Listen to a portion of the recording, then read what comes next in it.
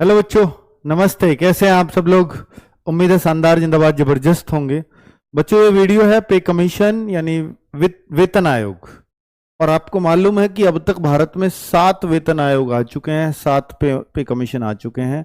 अब ये 8वां पे कमीशन लागू होना है 1 जनवरी 2026 से। हर 10 साल में ये पे कमीशन आता है।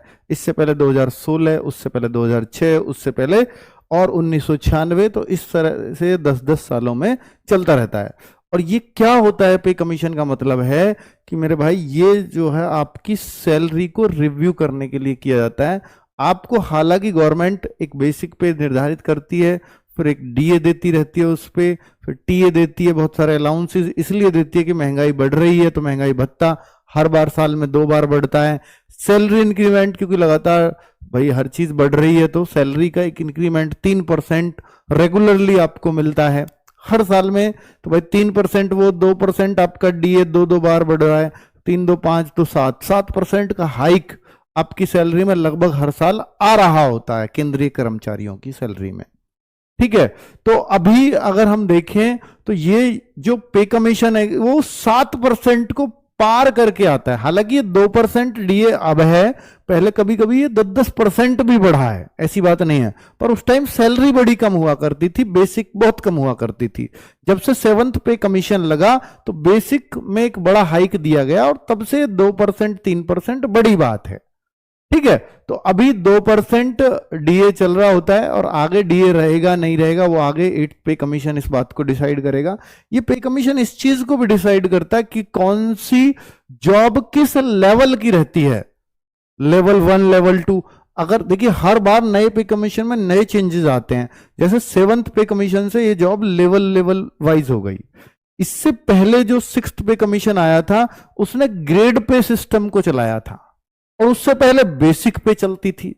अगर आपसे मैं बोलूं कि 2006 से पहले ये इक्विवेलेंट भी करता है कि भाई ये जॉब इसके इक्विवेलेंट रहेगी।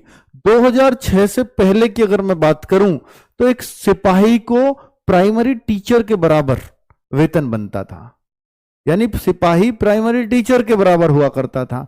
और अब एक सिपाही और प्राइमरी टीचर में बहुत अंतर है। सिपाही लेवल 3 पे है, प्राइमरी टीचर लेवल अब जो 6 पे चला गया है। कितना अंतर आ गया है। तो ये 6th पे कमीशन में चेंजेस हो गए थे। ठीक है, तो ऐसे बड़े बड़े चेंजेस भी देखने को मिल जाते हैं पे कमीशन के माध्यम से। अब मैं बताता हूं कि भाई इस पे कमीशन में किसकी कितनी सैलरी हाइक आ सकती है और क्या डिमांड चली है और क्यों ये बात आई है पे कमीशन की। पहले भी सरकार ने इसको रोते रोते दिया था क्योंकि सरकार के बजट पे बहुत लोड पड़ता है, क्योंकि भाई 50 लाख से ज्यादा कर्मचारी हैं, 65 लाख पेंशनर हैं, केंद्र बजट पे आ जाता है। और आपको पता है कि देश का अधिकतर बजट सैलरीज में जाता है ना।